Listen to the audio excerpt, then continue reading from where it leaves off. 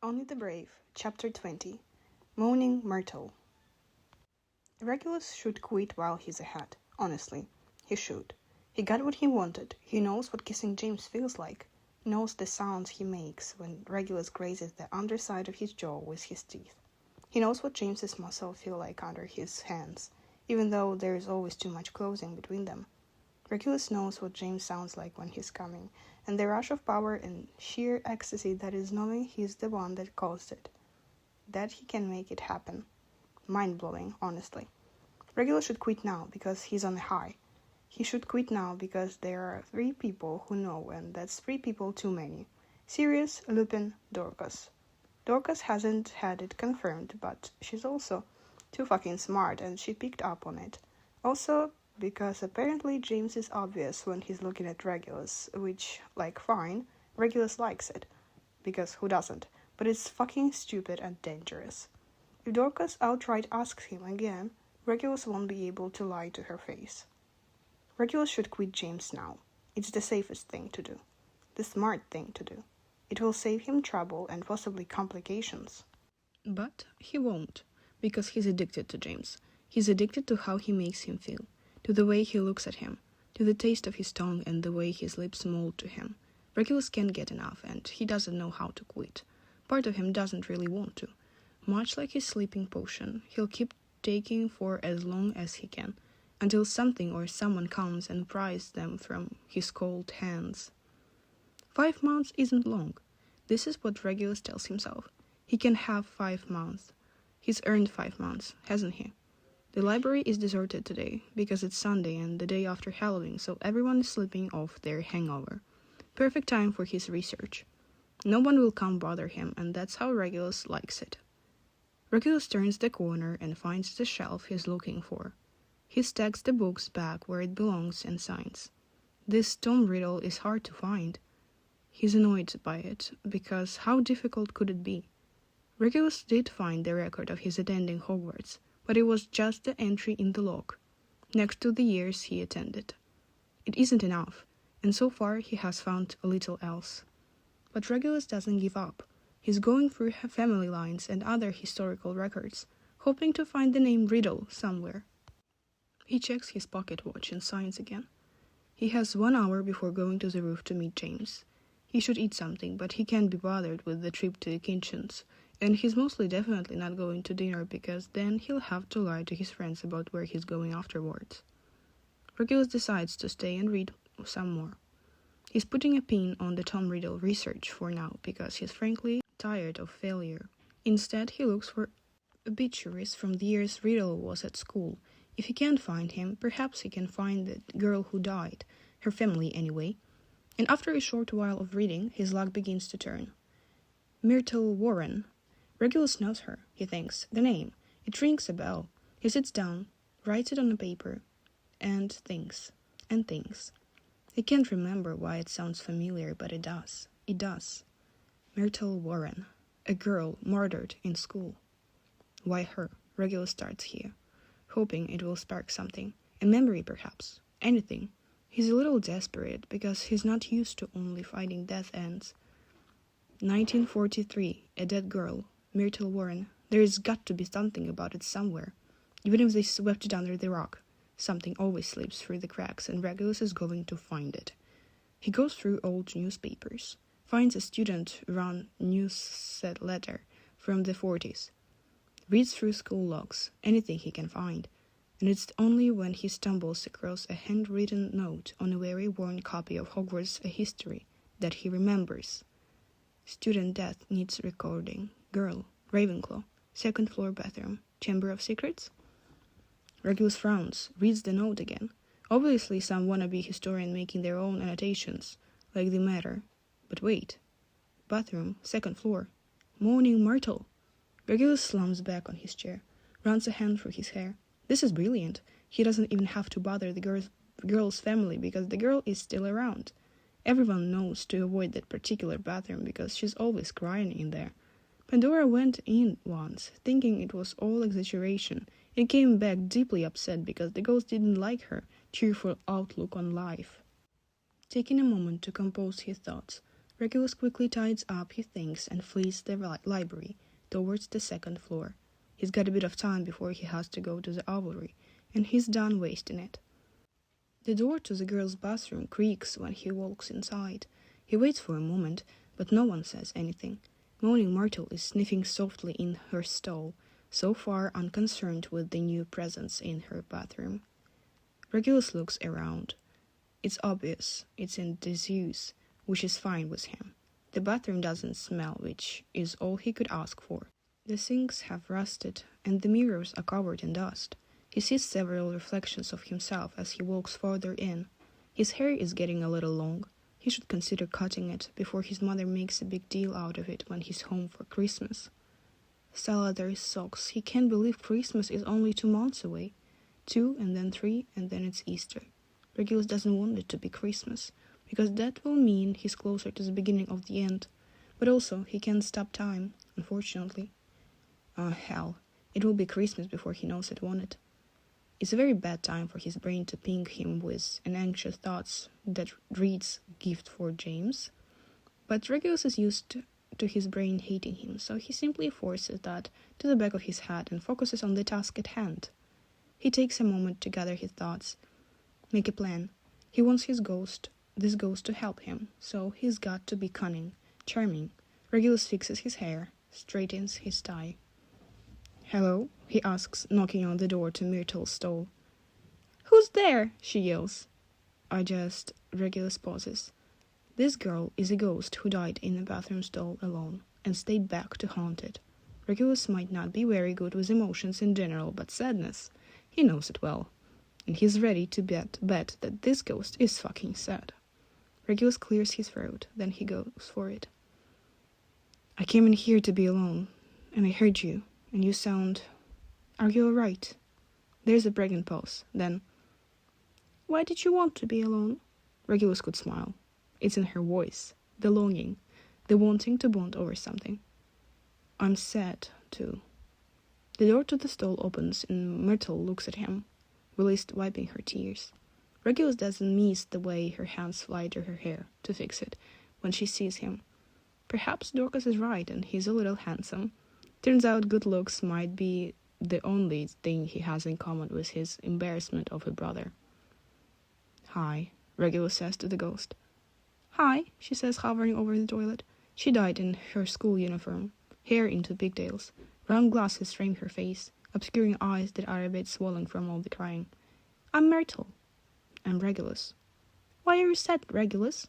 He signs, leans against the door, arms crossed loosely over his chest. "My life is pretty shit." Myrtle nods in sympathy, then glides out of her stall.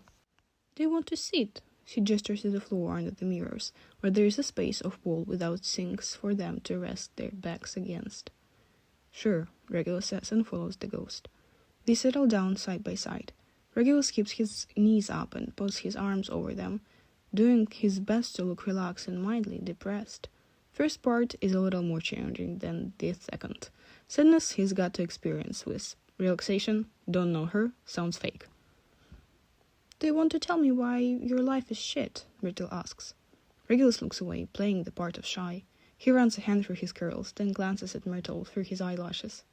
The ghost swoons. "My mother is very difficult," Regulus says, spinning a fantasy that will make Myrtle take pity on him. The best lies are always laced with truth, so he uses what he knows. A bit of everything, all together, to paint himself a victim. "And there's a lot of pressure on me, duties and stuff. I'm struggling to live up to it. And my brother hates me." "Your brother is an idiot," Myrtle says immediately. Regulus smirks. "You're not wrong." "Why is there pressure on you? Do you want to talk about it?" "Will you tell me why you're sad too?" Regulus asks gently. Were you sad when you died? Or did someone upset you today?" Myrtle lets out a long-suffering sigh, then shakes her head. "I was upset that day, honestly. This girl, Olive Hornby, she was being so mean to me. It was horrible. I was crying when I died. I've been crying since." "Do you want me to hurt Olive, Myrtle? For you," Regulus offers. Myrtle stares at him like he's the King of England. She blushes, which Regulus is very impressed by, because he didn't know a ghost could blush. "Oh," she says, bashful. "She didn't kill me. She was mean, but I died because of a boy." "Oh?" "Yes," Myrtle tells him, noticing his interest and wanting to keep his attention. Regulus feels a little guilty at dumping the poor ghost so thoroughly, but not enough to stop himself from learning a little closer. "Well, I was in there crying, in the stall, and I heard this boy say something weird, like in another language, and then I came out to tell him he had to leave. It's a girl's bathroom, and I saw these huge yellow eyes, and that was it. I was dead." Regulus turns her words over in his head. He looks around the bathroom, but fails to see anything out of the ordinary. "Have you lived in here since?" "No," Myrtle replies. "At first I haunted Olive. She deserved it." "Of course she did." Regulus is quick to add, "I hope you made her life hell for as long as possible." This earns him a smile from Myrtle, who pours more information on him as a reward. "Right, I did. I haunted her around the castle. It was a difficult year, because Muggle-borns kept being attacked by some creature, and then someone was expelled for it, and it all stopped." Regulus' eyebrows fly up. "Attacked?" "Petrified," Myrtle says. "Like a full-body bind curse, except it wasn't a curse. It took the specialist at St. Mungo's a while to bring them back to normal." Regulus' brain is whirling. He feels this is all important. He just doesn't know how, what it means. He signs, lets his head fall back against the wall. "You know, I love mysteries and puzzles," he says casually. "It would help distract me from my shit life if I had something to do. Do you know anything else about what happened? Maybe I can look into it?" "There is no need," Myrtle says. "They expelled the one responsible. Rubius Hagrid. Him and his pet monster were kicked out of school." Regulus is about to blurt that he's the gamekeeper, but decides against it at the last minute. He's not sure Myrtle is aware, and it is perhaps wise not to upset her. Regulus knows little of Hagrid, but whenever he's seen him, dangers and murders are not things he thought about him. Sure, he's huge, but that's hardly enough evidence of evil. There is no doubt that Hagrid isn't Voldemort, so his original theory that the murderer might be him has been dismantled, unless Hagrid is a scapegoat. In any case, Regulus has a new name to look into. He's smart enough to realize he cannot simply rock up and ask Hagrid about this. Regardless of whether he's guilty or innocent, this is not something he'll want to talk about, so Regulus is going to have to find another way to get this information. But a lead is a lead, and this is a win. He's taken it. "I see," he says. He looks at Myrtle, gives her his best half smile. "I'll have to find something else to keep me distracted then. I'm interested in the story of the school, the obscure facts that aren't written in books." "Perhaps I can help," Myrtle offers, eager. "I can talk to other ghosts. A lot of us have lived in the school for a long time." Regulus nods. "You're too nice, Myrtle," he flatters her. "That would be quite interesting. I know you weren't a Slytherin, but since it's my house, I'm most curious about it. Perhaps you can ask around about notorious students from my house. Any gossip is welcome." Myrtle beams. "Oh, this is so much fun," she says. She glides over, closer to Regulus. "I'll start now, right away. Will you come see me tomorrow?" Regulus looks at her, does his best to channel some of the softness James brings in him. "Tomorrow I've got tutoring with Slughorn after school, but Tuesday. I will come Tuesday afternoon." Myrtle beams, then quite bravely dafts forward and presses a quick and feather-light kiss on Regulus's cheek. He's so startled he doesn't even have time to react before she's gliding away, muttering to herself about which ghost she's going to approach first. Regulus isn't thrown into a spiral because ghosts don't feel like people, so Regulus only felt a light brush of cold. He's used to the cold, is intimate with it, so a touch from Myrtle doesn't set him off, which is good to know. Perhaps he can use her apparent infatuation with him to his advantage even more. Rather nonsensically, Regulus wonders if James would feel betrayed. It strikes Regulus that he has no idea what parameters they're working under, and he immediately feels the need to discuss it. Because if James is, he's not seeing anyone else, right? Fuck. Regulus jumps to his feet. It's raining, which is annoying because James can't see Regulus just sitting in the rain with him for hours. James would do it, but Regulus won't. He's a bit fussy like this. James likes it, but it's inconvenient right this second. He's nervous, so he's pacing the Aviary while he waits for Regulus to show up. Remus has barely spoken a word to him all day, shooting him strange glances every now and then. He has kept his word and not mentioned the incident to anyone, not even Sirius. This might have something to do with Adeline rather than James's request to keep it to himself, but James will take the win. James wants to know what Remus is thinking, but he doesn't dare ask. He can't hear it. He won't, because Remus doesn't trust Regulus and very clearly thinks he might be a Death Eater one day. And James just can't. His brain refuses to accept this as a possibility because it would mean the end. Honestly, James can see an end to this. Doesn't want to, perhaps. He needs Regulus like he needs air. There is no good reason for it, other than without it he feels like he's dying. James doesn't want to ever be without Regulus, so Remus has to be wrong. Except Remus is never wrong, is he? Fuck, James is losing his mind. Regulus shows up a few minutes late and frowns when he finds James in the actual Aviary rather than on the roof. He's wearing that large green jumper again, silver rings on his fingers, curls falling over his ears. James wants to swallow him whole. This is the problem. James is drawn to Regulus like a moth to a flame, and he knows he can't get burned. But for some inexplicable reason, James doesn't care. He'll burn for Regulus, hot and bright and forever. "Why are you here?" Regulus asks, glancing at the window. "It's boring," James replies, eyes flicking to the night beyond the window where they climb up to the roof. Regulus walks over and sticks his hand out, then back in. He dries his palm against his trousers. James chuckles. "Couldn't you just take my word for it?" "Trust, but verify," Regulus replies haughtily. "We can't stay here. Someone could come." James hasn't come up with a suitable alternative yet, but for a one-off, he knows a passage that will do.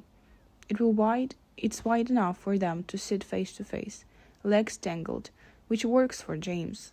He's positive no one but him and his friends know of it, and there is no reason for the Marauders to go into Hogsmeade on a Sunday evening, so it won't be used tonight. "I know somewhere we can go," James says. "It's not a permanent solution, but for today it will do, if you don't mind sitting on the ground."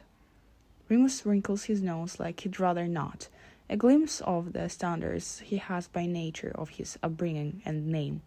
Apparently, Regulus comes to the independent decision that he prefers sitting on the ground to not spending time with James tonight, because eventually he nods. James gives him instructions. "It's on the 4th floor, near the infirmary. There is a large mirror on the corridor. I'm assuming you'd rather we make our separate ways. So, meet me there in 15 minutes? Regulus nods. "I'll go first." He disappears the same way he came, moving quietly and steadily. James gives him a head start, but not much because Regulus doesn't know, but he's got an invisibility cloak, so it's not like anyone will see them together anyway. Using the map, James tracks Regulus through the castle. He's sneaky and seems to know a few tricks of his own, like the small secret corridor between the tapestry right outside the bridge that cuts directly to the 5th floor. James follows him through, then waits at the top of the stairs as Regulus descends to the 4th floor.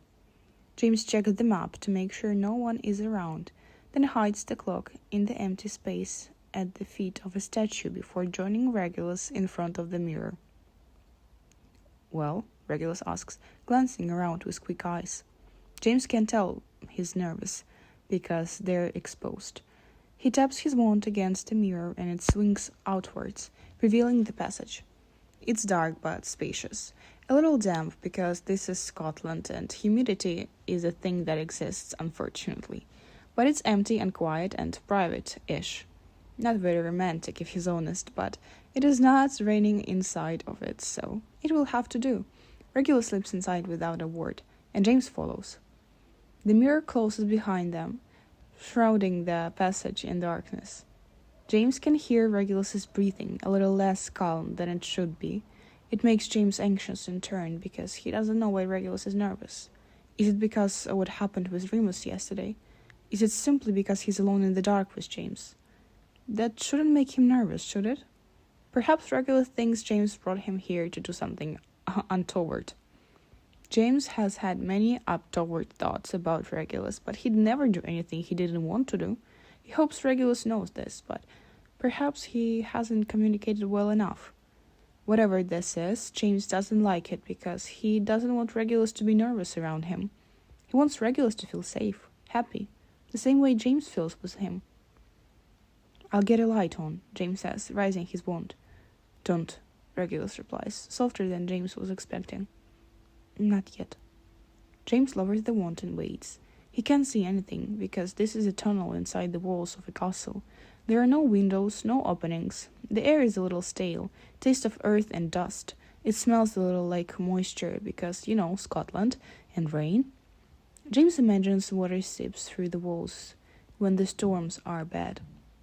Suddenly there is a hand on James's chest, and all thoughts of weather promptly evacuate his brain. "Reg?" A finger finds his mouth and presses against it, asking James to be quiet. James folds. Not so Regulus can feel he's agreeing to whatever this is. Regulus moves closer, the hand on James's chest, sliding up to his shoulder. Their feet bumped into each other, so James shuffles to make room for Regulus to stand between his legs, and he does. "How's the shoulder?" Regulus asks. James feels his breath on his neck. It makes him swallow hard. "Good as new." "That's good," Regulus says softly. "Do you... we should maybe talk about Remus," James tries. Regulus's fingers, which were exposing the nape of James's neck and tangling with his hair still. "Later," Regulus says. "Okay," James replies, because he's hopeless and helpless. Whatever Regulus wants, Regulus gets, especially when he's this close to him. "Later, then." Regulus uses the hand on the back of James's neck to bring him down, crushing their lips together.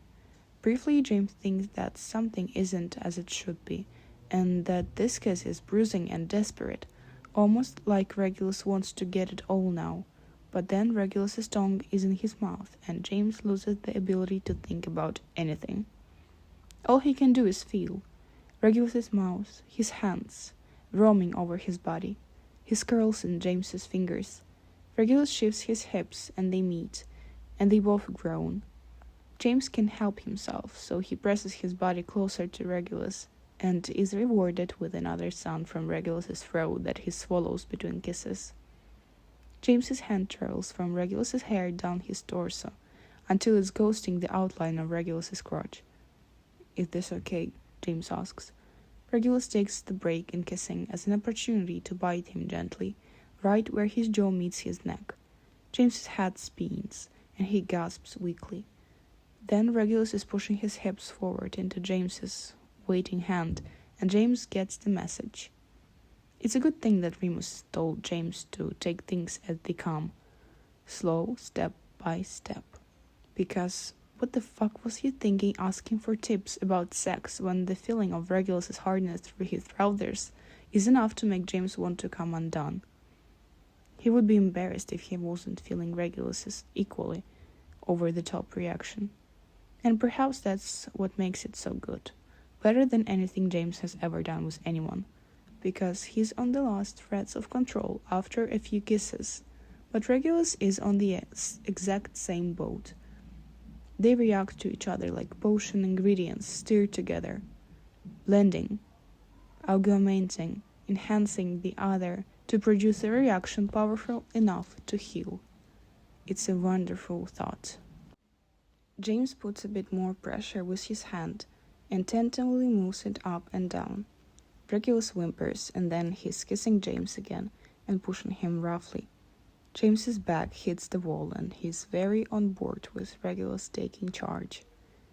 Regulus's fingers find the waistband of James's trousers, and James has to focus to prevent having an accident way too soon. He's not sure where this is going, but he is going whatever this is. Regulus opens James's belt, then pauses at the button, waits. James breaks the kiss and dips his hat to trail his tongue over Regulus's throat. Yes, James says. Fuck yes. Regulus growls, dark from deep in his chest, and it's the sexiest sound James has ever heard in his life. His trousers fall to his ankles and James feels self-conscious for the split second it takes Regulus to locate him in the dark. What if he's not enough? What if he's too much? Perhaps Regulus doesn't like this as much as James does, but then Regulus's fingers are curling around him and Regulus is touching him and James can't even focus on kissing anymore because he's become a mess of incoherence. His head hits the wall behind him with a thud, and all James can do is let out a string of curses and encouragement and some filth too, because he can't himself, and when he's very turned on, he says things he probably shouldn't. But Regulus seems to like it. He bites James's neck and sucks the skin there in a way that makes James wonder if there'd be a mark tomorrow. And he keeps touching James. It is perhaps not the most technically proficient experience, but it is hands down the hottest. The best he's ever had. Reg, I'm going. Your hand. I don't care, Regulus says, then ups his pace, just enough for James to cry out and simply let go. James's breathing is erratic and his body feels boneless. He's only half conscious, he thinks, or perhaps his brain is just blissed out. That was amazing. Sloppily, James reaches for Regulus in the dark and pulls him for a kiss. He can't see anything, so he accidentally kisses his nose first. Regulus makes a noise of protest, but James finds his mouth and then he's kissing him desperately, hoping it can tell Regulus all the things James can't put into words right now.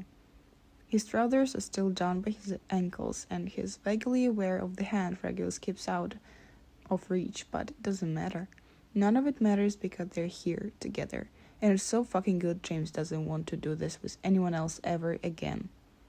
Urgently, importantly, James also wants Regulus to feel as good as it, if not better. James attacks his neck with his best technique, and is rewarded by another whimper from the green-eyed boy. It's not easy with his pants around his ankles, but James maneuvers them around until it's Regulus against the wall. They're kissing again, and James's hand fits down to where it was before. You don't have to, Regulus says. But I want to, James replies, earnest. I really fucking want to. Is that okay? Regulus' breath hitches. Merlin's bird on fire. This kid is going to kill him. James makes quick work of his belt and button, and then Regulus's trousers are also down by his ankles. James remembers the doubt that crept inside of him earlier, so he doesn't hesitate for a single moment. He closes his fist over Regulus, and the other boy moans in a way that makes James get half hard again. For a brief second, James had the thought that he isn't sure how to do this to another person, but, well, he's a teenage boy, and he has been doing this to himself for years. So he tried the things he likes the most and pays attention to how Regulus reacts. He catalogues every little sound and twitch of his body, memorizing them for later use. James is determined to make this so good for Regulus he never wants to do it with anyone else either. James, Regulus pants, breathing hard and heavy and messy. Kiss me. James does, carefully adjusting his body so he can keep using his hand without disrupting his rhythm. They kiss, and it's passionate and a little dirty. Regulus moans into his mouth, and James ups his pace. Regulus breaks the kiss abruptly, and James knows he's going to warn him, but he doesn't care either. So he says, Yes, Reg, for me. And then he kisses him again, so he can swallow the sounds Regulus makes as he goes liquid against the wall, pinned there by James's body. They stay there for a moment, clinging to each other and breathing, being happy and relaxed in the aftermath. Lumos, Regulus whispers. The light of his wand blooms between them, and James gets to see his flushed cheeks, his swollen lips, the twinkle in his eyes. Regulus is so beautiful, looking at him should be a sin. Here, James says, and casts a cleaning spell on his hand, then reaches for Regulus's. He repeats the spell and then they're both clean, but the air in the passage retains a bit of the taste of it all, and James thinks he could go again right now if Regulus was up for it. Their eyes meet and James can tell Regulus is up for it, but also he looks resigned, like he knows something James doesn't, and it's killing the mood. It makes sense then why Regulus wanted to do this first. Judging from the severe expression overcoming Regulus, James doesn't think they'll do it after they talk. James hates the idea. He doesn't want anything to come between them, but also Regulus's face, while still flushed and a little lustful, is determined. It's later, James says with a resigned sigh. Regulus nods, then slides down the wall and comes to sit on the ground, knees bent up. James sits next to him, shoulder to shoulder. Regulus' wand is on the ground between them, illuminating their small bubble. He lights a cigarette, takes a long drag. James can't take the tense silence anymore. Look, James says. I'm sorry about Remus. He was freaking out and he'd been just attacked and... He only wants to protect you, Regulus says, cutting him. I respect that. Oh, okay. There is silence again. Regulus smokes and James wishes he could just start a silly conversation about literally anything. He wants to ask Regulus random stuff like his favorite color or book. What he likes to do on Sunday mornings. His favorite song again, because James still hasn't figured out which one it is and hasn't been able to try to listen to it. Not that it's easy to get a record player to work in Hogwarts because there is no electricity, something James knows thanks to Regulus. Anyway, point is, James would like to just talk about literally anything but the darkness now looming over them. War and sides, dark marks and choices. James doesn't want to know, but a part of him tells him he has to.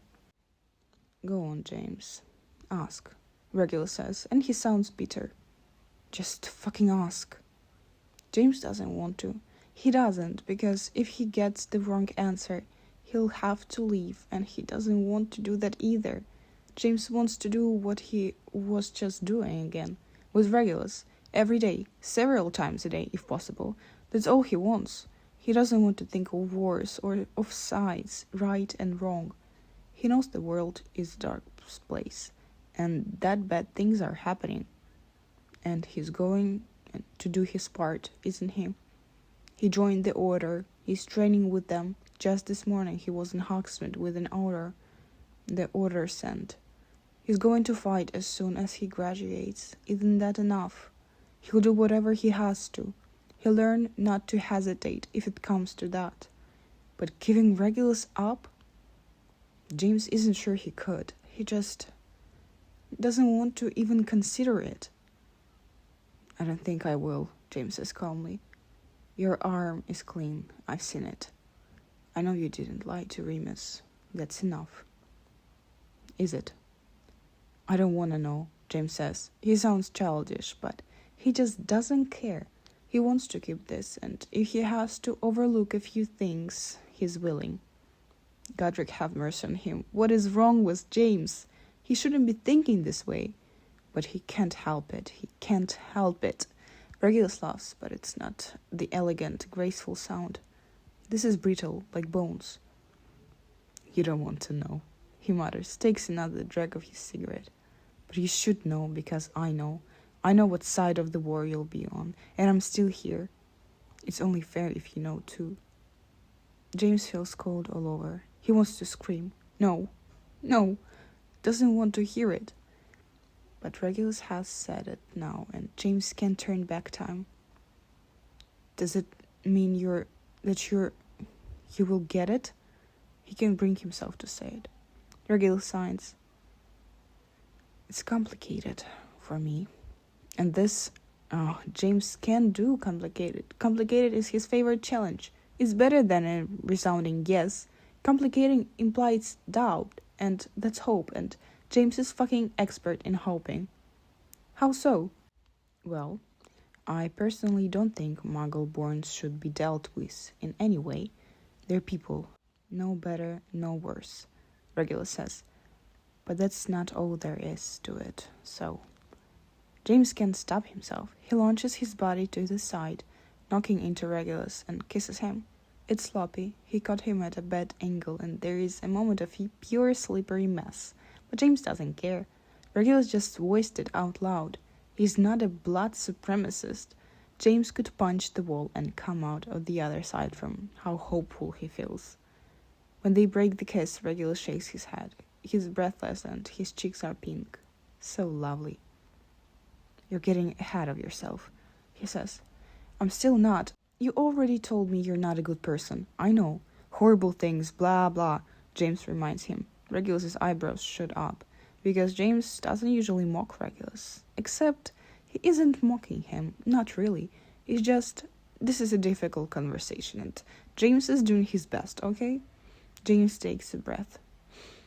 Look, I'm not an idiot, Regulus. There's like a vibe around you. Dangerous. Remus called you last night and he's right. I can see that. I mean, you didn't drop me from a broom, almost amongst other things, James says, and Regulus's lips twitch with amusement. But if you have to do bad shit for the right reasons, and not because you're a bigod who's prejudiced and irredeemable, well, I can live with that. I can still do awful shit without being a bigod. And you'll think my reasons aren't good enough. Same could happen with me, James says softly. War makes people do bad stuff all the time, so I can accept that. I don't have to like it. I don't, but I can accept that. But if you'd been, like my family, yeah, James says, then I don't think I would have had to go, but I didn't want to. If you were full of hatred for people because of their blood, I'm so glad you aren't. Reg, I'm so fucking glad. Regulus drops a quick kiss on James's shoulder, then looks up at him again. I'm nothing like my family in a lot of ways, Regulus says frankly, but I'm also a lot like them in others. James sighs, then rubs a hand over his face. So you don't hate Muggleborns, and you're gay. Are those the key ones? Regulus chuckles. Pretty much. I also think blood purity in general is bullshit. It only leads to inbreeding, which weakens the bloodline, rather than straightening it. It's a miracle Sirius and I aren't cursed with something. James starts at Regulus' casual mention of Sirius. It's the first time he's heard him say his name, and James would like to prod, but he realizes that it's too much. One conversation at a time. This is an important one. The one about his brother will have to wait. It's nice to hear you say that, James tells him softly. Regulus shrugs, puts out his cigarette on the ground. It still doesn't make me good, James. You have to understand that. James nods. There's a lot to unpack here. He knows enough about the Black family to understand what Regulus is telling him, and James isn't too surprised. He saw Regulus choke Dolohov and Snape when a simple stunning spell would have sufficed. He's got a cruel strike. Fine. He's also most likely proficient in the dark arts. Not ideal, but at this point, James is willing to overlook pretty much anything. Regulus also stood by and let Sirius take punishments that were for him. This is harder to swallow, but also James knew this, and he still chased Regulus, so it'd be a little hypocritical to pretend like it matters now. It certainly didn't matter 20 minutes ago when they were making out in the dark. Same about the fact that Regulus said no when Sirius asked him to run away with him. James knew these things. He's known all along that there are parts of Regulus that are dark and twisted, things James doesn't know or share, or could really be on board with, and despite it all, James likes him anyway. You said you knew that side I was going to be on, James says, but I haven't told you. Most people think I'm going pro in Quidditch. So you won't fight then? Regulus challenges him. No, I mean, I will. It's the right thing to do. The expression on Regulus's face is hard to read when he says, and if I ask you to stay away? to not get involved, would you? Reg, James hesitates. You can't ask that of me. I want to, Regulus says. He puts his hand on James's face and brings their foreheads together. The thought of you being in danger makes me want to burn the world to ashes. James's breath falters, and he hates himself a little for how it makes him feel. Regulus shouldn't say things like that. That's wrong, Reg. I'm not worth more than anyone else. My life isn't worth more. To me, you are. James needs to stop Regulus being so fucking earnest in his declaration, or he'll damn it all to hell and rip their clothes off.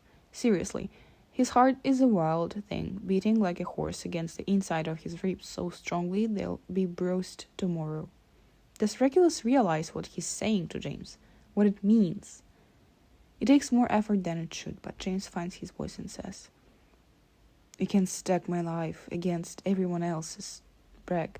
You just can't. It's wrong. It's selfish. Secretly, frighteningly, James likes it. He wants Regulus to be selfish about him, to choose James all the time, about everything and everyone else. What does it make him? That's why you are the hero, Regulus says. And I'm the villain. What do you mean you're not? I would absolutely 100% without hesitation kill everyone in this castle if it meant you'd be safe and with me, Regulus says viciously. But you? You would sacrifice me if it meant saving the world. I wouldn't. I couldn't. Not you, James protested, breathless. Would he? Could he? He doesn't want to think about it. Can't. Won't. Regulus kisses him. James falls into it head first, kissing him back with everything he has. When they break apart, Regulus whispers, It's okay. I always knew you were a hero. I hate you a little for it, too. Reg, I won't ask you to stay away, Regulus says matter-of-factly. At least not now. But remember that you can't ask it of me either. You have your reasons, and I would like for you to fucking leave the country until the war is over.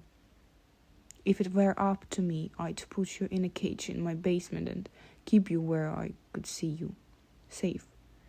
But I can't do that. I won't. So, you can't do it to me either. James blinks, surprised by the vehemence of Regulus's outburst. Once again, his body is responding to Regulus's possessiveness in a way that's widely inappropriate.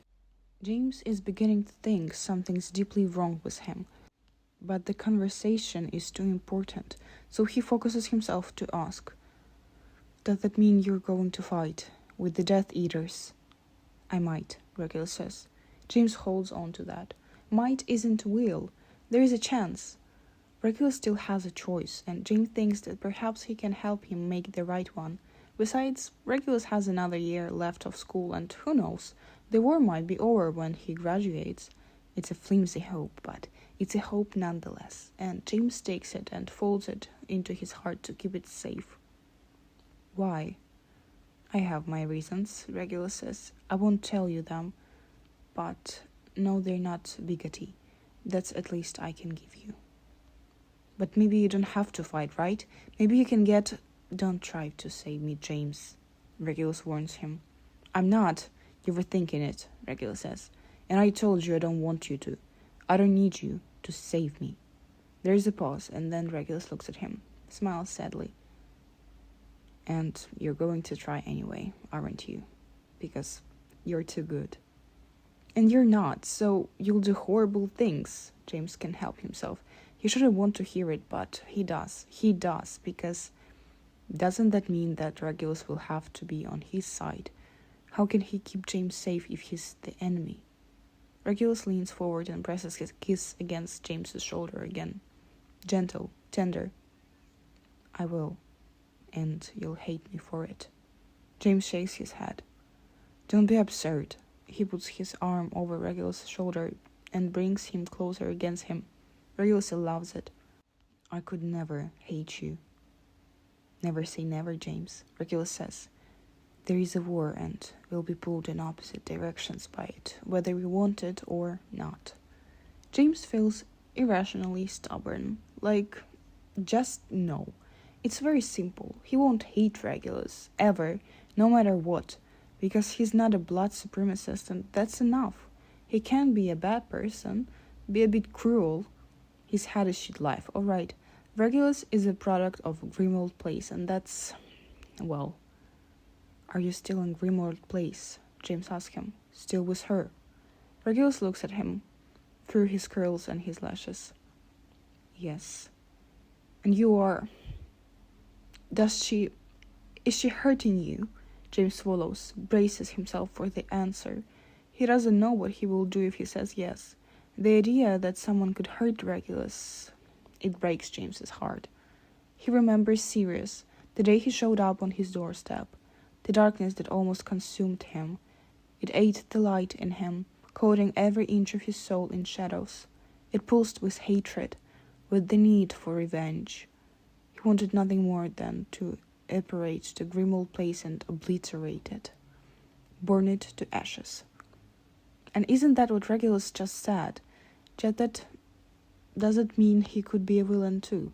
James doesn't know. He doesn't want to find out because he's scared of the darkness. That's the difference between them, isn't it? The Regulus embraces, and James is terrified of it. Reg, does she hurt you? James asks again, and the tone of his voice is low and gravely. Regulus smirks, like he's enjoying the fury emanating from James's every pore. I like this, Regulus says, reaching upward to bite James's earlobe. Angry James. James shakes his head. Tell me, does she hurt you? Regulus relents, sits back. Haven't you heard? I'm the perfect son. Why would she hurt the perfect son? Don't joke about this, please, James begs. She doesn't hurt me, Regulus says, shrugging. She's cruel because that's all she knows to be. But she doesn't hurt me. I'm her only heir. The only who does it all right.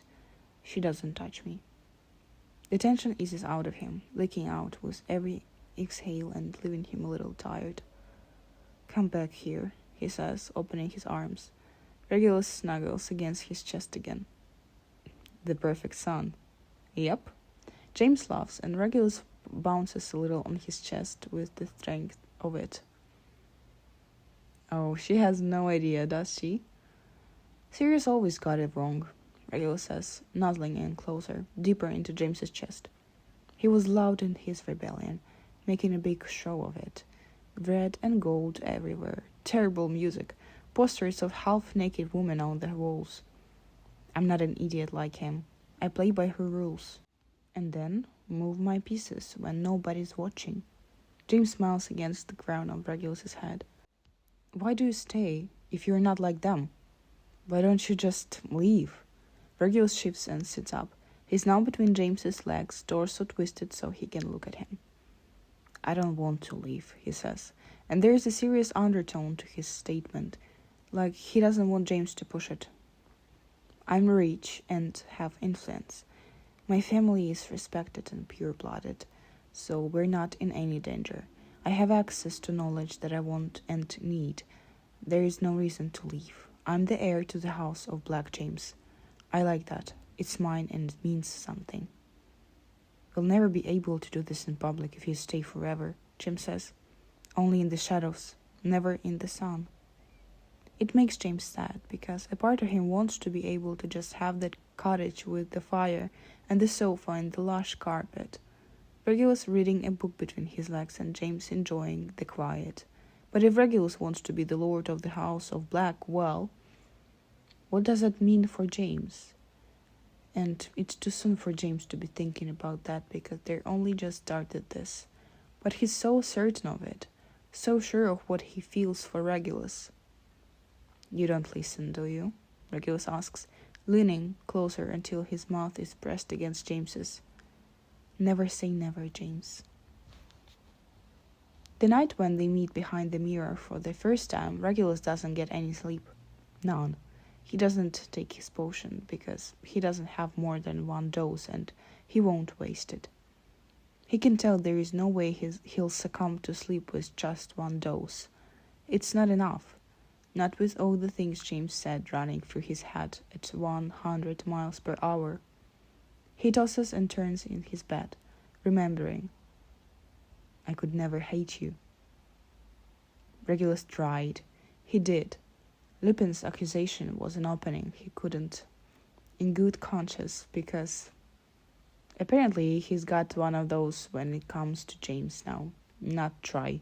So he told James what he could, tried to make him see that they are doomed, that Regulus is a black despite everything or perhaps because of it.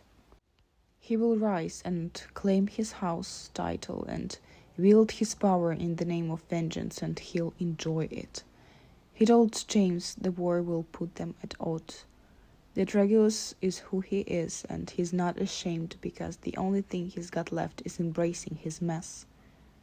Regulus has issues. This is a fact, and that's okay, he thinks, because the fact that he's still functioning, moving forward, pursuing a goal despite all the shit life has thrown at him is impressive. Regulus chooses to believe it is. So, issues. He's broken. He's cold. He's emotionally constipated if Dorcas is to be believed. Dorcas is usually right, so Regulus does believe it.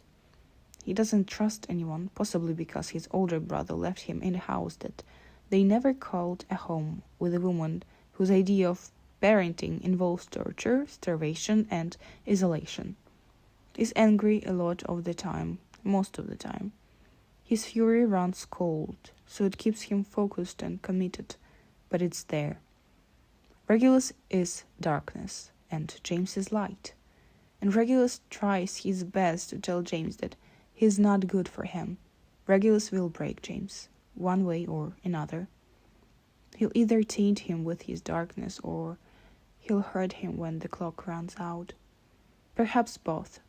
James is already falling into the dark side a little bit, because Regulus saw that flicker of meanness in James's eyes when he got angry, and Regulus isn't surprised that he finds it hot as hell, because Regulus is nothing but shadows and fury, cold and bones and pain. But that's not James. James is warmth and trust and joy. His wholesomeness personified, and as much as Regulus lusts after an angry James, it's not who he is. And if Regulus keeps doing this, he tried to tell James that he'll end up hurting him. It's inevitable, it's coming. 5 months, and it all goes up in flames. But James, fucking James, he barrels on, pushes through. He doesn't care. He found one good thing about Regulus, and that's not a blood purist, and run with that, ignoring everything else. And yes, perhaps Regulus could try harder, but he's not an idiot. And the selfish side of him that wants and wants and wants to be beat of James Potter's breathing wins every time. Regulus wants to keep James, even if it corrupts him, even if it breaks him. Regulus wants James for himself, for as long as he can. And if James insists on ignoring Regulus's warnings, well, Regulus will keep taking for as long as James is giving, or until Easter comes, whichever happens first.